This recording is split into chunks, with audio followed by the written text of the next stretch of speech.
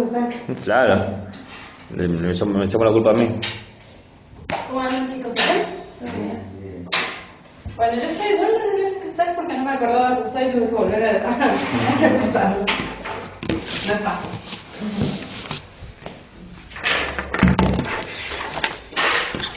Oscar Calderón toma otra rama de las ciencias políticas. Comento, eso ya tengo terminando la tesis de licenciada en ciencias políticas, pero en realidad mi orientación son políticas públicas. Entonces, voy por otras ramas. La ciencia política tiene tres ramas. Tiene administración, tiene relaciones internacionales y políticas públicas. Yo elegí políticas públicas, o sea, que trabajamos. ¿Ustedes saben qué son las políticas públicas? No. Bueno, las políticas públicas son es una rama importante de las ciencias políticas donde se asienta en la agenda pública de los gobernantes las necesidades y las problemáticas que presentan los gobernantes, presentan nosotros, los ciudadanos, y a través de eso ellos elaboran las políticas públicas. Bueno, esa fue la rama en la cual elegí yo. Entonces volver otra vez es muy interesante y es todo un desafío para mí volver hoy a explicarles Rousseau y todo lo que viene en filosofía política. Bueno, hecha esta introducción para que me conozcan y sepan cuál es mi rama, si me llego a equivocar, todo lo demás, vamos a explicar un poco. Bueno, el profe nos estuvo hablando, hemos estado hablando todo este tiempo. ¿Se acuerdan de Hobbes, Locke? No lo hemos visto, ¿no? No vimos ninguno moderno nosotros. Sí, pero Hobbes sí, vimos el Leviatán. ¿No? ¿No? Bueno, se asientan lo que se llaman los contractualistas de esa época. Claro, eso vimos el concepto de contractualismo. Claro, se asienta en lo que se llama el contractualismo, viene a formar parte de estos tres pensadores. Rousseau, a diferencia, ustedes han estado hablando del estado de naturaleza. Bueno, el estado de naturaleza, venimos hablando en los tres autores, vamos a hablar, pero los tres van a tener una concepción diferente de lo que es el estado de naturaleza. Para empezar, primeramente vamos a conocer quién es Rousseau. Rousseau nació el 28 de junio de 1712 en Ginebra, Suiza. Luego va a fallecer el 2 de julio de 1778 en Francia. Rousseau tuvo una vida, al principio de su vida fue muy... careció un poco de educación hasta a partir de los 10 años, porque su padre, él, al nacer, a los pocos días su madre muere, a los 9 días del nacimiento de él, muere su madre y él se queda a cargo de su tía materna y su padre, Isaac Rousseau, en lo cual era un relojero. Todo este tiempo tuvo una educación muy vaga, solo leía novelas que su padre le brindaba, y luego a los 10 años de Rousseau, su padre, con una revuelta, tuvo que exiliarse de Suecia y se tuvo que ir. Entonces Rousseau queda a cargo de su tío y él considera que a partir de ese momento es su momento de sus años más felices, porque él ahí pudo tener su educación más bien un poco más formal, dando en el campo con su primo, toman una educación mucho más importante con distintos pensadores. Lo más importante, Rousseau va a escribir y se va a dedicar, podemos encuadrarlo en lo que se llama que es filósofo, botánico, músico, enciclopedista, pedagogo. Pero lo ponen porque escribe una obra muy importante que es Emilio, donde habla de la educación que deben llevar adelante los niños. Muy revolucionaria para la época, porque en esa época no se estaba hablando de ese tipo de educación y cómo debía llevar la educación a los niños, cómo debía hacerla de esa manera tan espontánea que fueran sucediendo la educación. Rousseau va a escribir, se va después de dedicarse siempre a la escritura. Rousseau va a participar ahí es donde va a empezar a tener este revuelo más público de quién es Rousseau, porque va a ganar un concurso, se presenta un concurso que lleva escrito el discurso sobre las ciencias y las artes, y fue premiado por la Academia. Ahí Rousseau empieza ya a escribir y decir que había confirmado ese carácter irreconciliable que había entre la naturaleza y la cultura. Él empieza ya a hablarnos de este estado de naturaleza y lo va a sentar mucho más después en los discursos sobre el origen y el fundamento de las desigualdades entre los hombres. ¿Por qué él va a establecer este carácter dañino de la sociedad? Porque él dice que los hombres son buenos en el estado de naturaleza, pero se corrompen cuando se establecen en la sociedad. La famosa frase de Rousseau, nacemos todos libres, pero en sociedad, pero por todos lados nos encontramos encadenados. Rousseau va a escribir recién en 1762, va a escribir El contrato social, una de sus obras más importantes, el contrato social junto con Emilio, y son las obras más importantes de Rousseau. Después tiene otras que tiene el discurso sobre el origen y las desigualdades que les dije, eso es importante porque ahí está hablando sobre el estado de naturaleza. Él va a sostener que la sociedad es intrínsecamente mala, se pregunta Rousseau cuando comienza su obra, para fundarse en la desigualdad de haber alejado al hombre del estado de naturaleza. Ese estado de naturaleza donde él tiene una concepción diferente de los restos de los autores de su época, porque él le va a dar al hombre en el estado de naturaleza que es bueno, es cuando está en la sociedad donde se va a corromper. A diferencia de los otros donde dice que el hombre es malo en el estado de naturaleza, o sea, tiene una concepción más negativa del hombre en el estado de naturaleza. En cambio acá tiene una concepción un poco más positiva del hombre en el estado de naturaleza. Él se pregunta, ¿puede el hombre ya corrompido en la sociedad construir una sociedad justa? La respuesta de Rousseau es afirmativa, porque el mal no está en el hombre, sino en su relación con la sociedad. Y ahí es donde Rousseau establece esta posibilidad y va a escribir el contrato social. De una reconciliación en el contrato social se va a establecer una reconciliación entre la naturaleza y la cultura, que ya habíamos hablado que él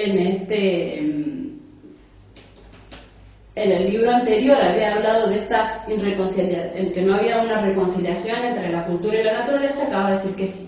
O sea, el hombre puede vivir en libertad en una sociedad verdaderamente igualitaria. El problema fundamental es encontrar una forma de asociación. Acá es donde está. Porque si el hombre está en este estado de naturaleza y va a establecerse en este estado de naturaleza, el hombre es bueno, pero cuando va a la sociedad, en la sociedad se corrompe el hombre, entonces hay que buscar una forma, porque no vamos a volver otra vez a ese estado de naturaleza. Hay que buscar una forma donde se pueda convivir con las libertades y las igualdades. Entonces, ¿qué decir? Va a ser un pacto en la sociedad. Se va a establecer el pacto social que le llaman. Entonces,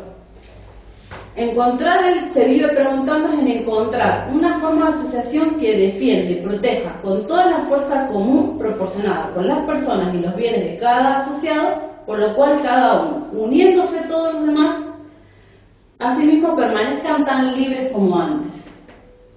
Porque lo que él quiere es que volvamos a este estado de naturaleza. En el estado de naturaleza es volver a ser libres como éramos en el estado de naturaleza.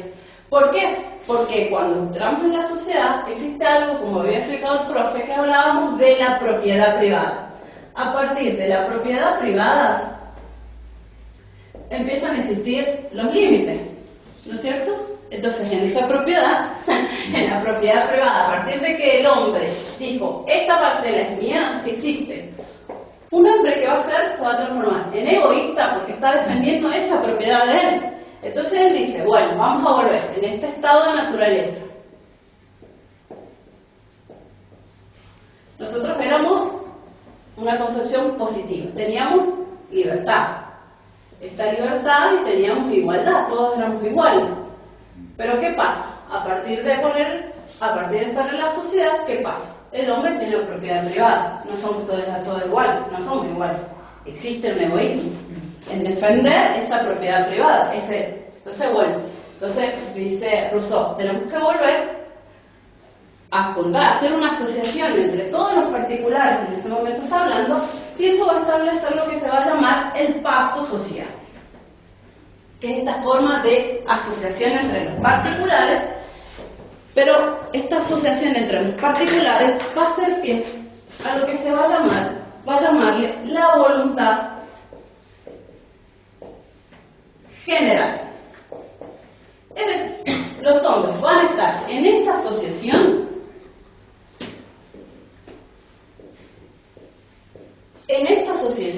pero va a ser a través de lo que se le va a llamar la voluntad general. Pero esta voluntad es que el hombre se va voluntariamente a unirse, van a dejar todas sus partes particulares y este egoísmo para transformar lo que él llama la voluntad general.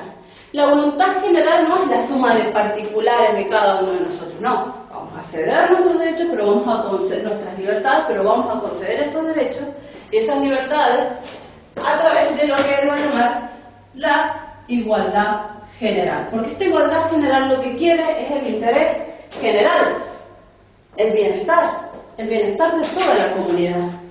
Defender lo que él llama la comunidad general, pero esto va a ser a través de lo que se va a llamar vamos a hablar de lo que va a ser la soberanía. ¿Quién de dónde va a delegar la soberanía? Va a ser de quién, del pueblo, de todos los particulares, del pueblo. El soberano ahora, ¿quién es? El pueblo.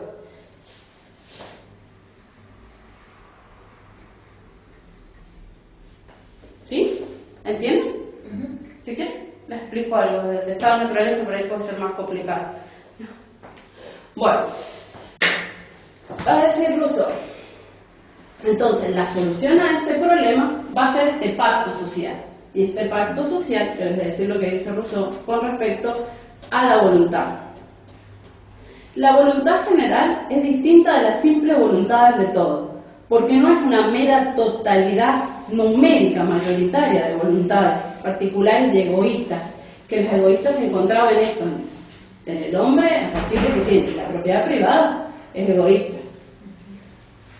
cuyo resultante siempre es el puro interés privado. La voluntad general, en cambio, siempre es justa y mira por el interés común, por el interés social de la comunidad.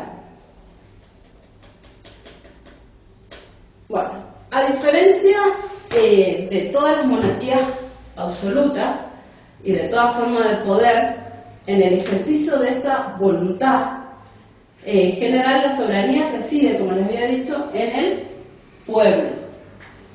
La soberanía es, por lo tanto, absoluta, dado que no depende de ninguna otra, porque hasta acá decíamos, bueno, un monarca, pero el monarca es de Dios que le delega el poder, y ahora no. Ahora hablamos de el pueblo, de esta soberanía, que va a ser quién se la va a delegar, quién va a ser el legítimo del poder en este momento. Va a ser el pueblo. El pueblo es el que tiene el soberano. Dado que no depende de ninguna otra autoridad, no está limitada nada más que por sí misma. Es inalienable, dado que la soberanía atenta contra su propia condición. Se renunciará a lo que es la expresión de su propio poder. Y finalmente es indivisible, ya que pertenece a toda la comunidad, a todo social y no a un grupo ni a un estamento, como veníamos a decir, bueno, es de un grupo social, pertenece. No, es a todo el pueblo, o sea, todos los que conforman el pueblo en ese momento, el ciudadano, la figura de el ciudadano tan fuerte.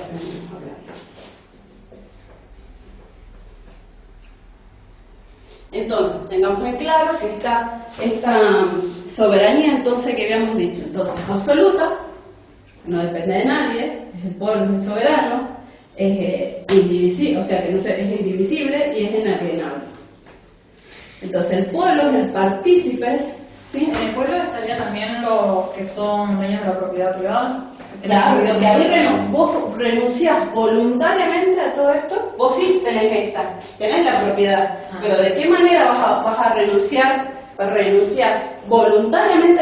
Hay una parte en cuando decimos de la voluntad, racionalmente vos renunciás a ese egoísmo, a esa voluntad particular para trabajar sobre la voluntad general, el bien de toda la comunidad. sea, y en ese momento el pueblo se transforma en ser, el ciudadano formado en el pueblo transforma en ser lo que es la soberana. Él es el soberano, es el que tiene. Dice, el pueblo partícipe de la soberanía es también al mismo tiempo y súbdito y debe someterse a las leyes. ¿Por qué? Porque para regular esto, ¿qué se van a hacer? Leyes. Entonces, si vamos a hacer leyes, van a ser totalmente estas leyes emanadas ¿de quién? ¿De quién vamos a estar emanadas? ¿De quién? Del soberano. ¿Y quién es el soberano? El pueblo. Y el pueblo responde a la voluntad, se responde a lo que es la voluntad popular, la voluntad general, a la voluntad de todos.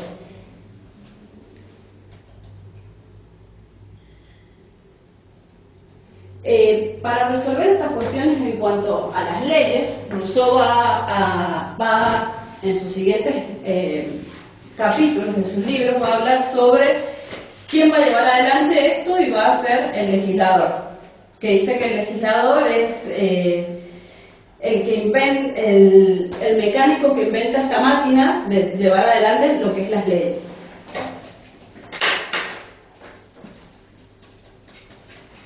Bueno, por último dice, en sus últimos dos libros, estos son los dos primeros los libros de Rousseau, lo más importante de las ideas de Rousseau en cuanto a el pacto social, la voluntad general, lo que deben tener las leyes, la voluntad general siempre del soberano, cómo es y cómo va dando hincapié, porque consideramos que Rousseau va a ser propulsor, lo van a decir, de lo que es la Revolución Francesa después, con las ideas de libertad, fraternidad e igualdad. Porque acá me está hablando de una libertad, de una igualdad de todos, porque todos somos iguales en este pacto social, a través de lo que hablamos de la voluntad general y de la libertad, ¿no? Se demuestra libertad, pues se demuestra libertad, ¿ok? Bueno, Rousseau en los últimos libros va a decir que cuál va a ser el cuerpo, la forma de gobierno, y va a apuntar a lo que se denomina, si nosotros miramos y decimos el pueblo soberano, ¿cuál va a ser la mejor forma de gobierno? Hablamos. ¿Seguimos ahora? ¿Ah? Y la democracia. La mejor forma dándonos hincapié en sí a lo que hablamos de la democracia. ¿Cómo es este autor en esta época está escribiendo algo tan importante que lo que estamos viendo ahora en estos últimos, es lo que rige al mundo, ¿no? La democracia. Y todo como el pueblo, la soberanía, la asociación, este pacto que hacemos donde somos iguales, no iguales, cómo juega la figura del legislador para llevar adelante las leyes, donde todos seamos iguales y tengamos la libertad. Bueno, esas son las ideas principales que yo saqué de Rousseau para no cansarlos a ustedes y que tengan una idea de lo que era el contrato social y lo que significó el contrato social en ese momento. Cómo fue el quiebre del contrato, a partir de ese momento, hablar de estas ideas hablamos de un pacto social, que no se había hablado hasta acá, sino hablábamos del estado de naturaleza y con los distintos autores contractualistas de ese momento, pero ninguno había hablado de este pacto social, de esta voluntad general y cómo el pueblo se transforma en ser soberano y la figura del ciudadano delegando, o sea, esta delegación de sus libertades, pero para el interés general de toda la comunidad. ¿Alguna pregunta con Rousseau? Complicado, pero si lo llevamos un poco, podemos decir, en este contexto nos podemos dar cuenta, en ese momento eran totalmente revolucionarias sus ideas. Imagínense que está hablando de un pacto social, se está hablando de la sociedad, cómo la figura y cómo va a tomar relevancia el pueblo convirtiéndose en soberano en ese momento. O sea, que hasta ese momento no era, hablábamos de una monarquía, sí, de alguien que tenía alguien que tenía los dioses, tenían el poder, o bueno, a ver, a partir de este momento decimos, o que existiera de eso un legislador, un gobernante que gobernaba sobre todos, y no, acá no, es el pueblo el que tiene la soberanía, te lo puede dar porque es el mismo pueblo es el que tiene, a través de lo que hablamos, la voluntad general. O sea, ¿por qué habla de la voluntad general? Dice, bueno, esta voluntad, dejo mi voluntad particular para hacer la voluntad general. esta voluntad general que voy cediendo de libertad en forma particular de esta propiedad para el bien de la comunidad. ¿Qué queremos? El bien, el cuerpo político que se transforma en el Estado, este cuerpo político en un Estado tan importante en ese momento. ¿Alguna pregunta, profe, para hacerme? ¿Quiere agregarme algo? No, en su momento de clase usted agregaste como... No, podemos conversar. No, te lo pasé muy bien. Es sueco, Rousseau. Sí. Pero en ese momento, ¿qué había en el país? Ahí había una monarquía, creo que...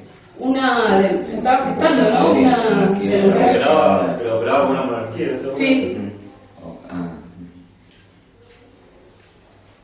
Y para exponer semejante argumento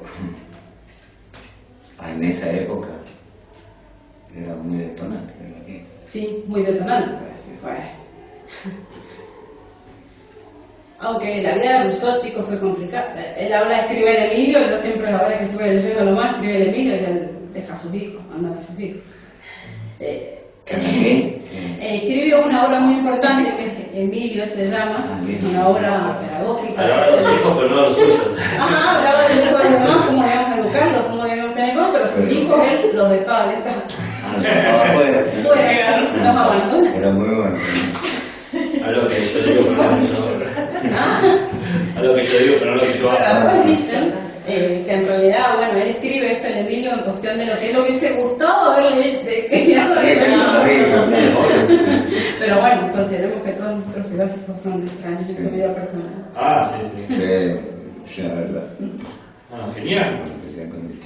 No sé, profe, ¿algo más que agregar? Yo no. Ah, bueno. Si vos terminaste, ¿Sí? hacemos recreo para que puedan descansar los...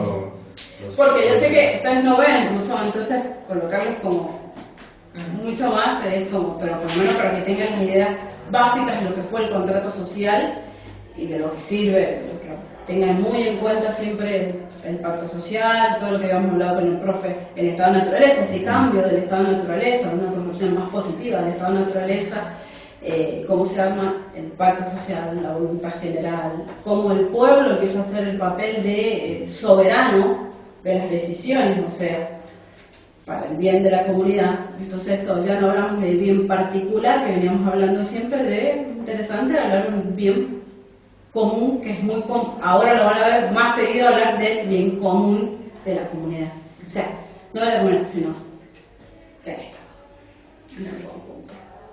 Y es muy importante también saberlo, de dónde vienen estas corrientes evolucionarias que a posterior, como se venían gestando, porque dice que él va a ser, estas ideas van a ser precursor de la revolución francesa. Estas ideas no venían, surgió ese día de la revolución francesa, esta idea de libertad, igualdad y fraternidad, no, ya veníamos gestándose estas ideas de libertad, igualdad, fraternidad. Porque por ahí se piensa que en las revoluciones surgen estas ideas nuevas así en este momento que se está gestando la revolución, y no, tenemos que ver un poco el contexto en el cual se están dando, en qué están llevando adelante.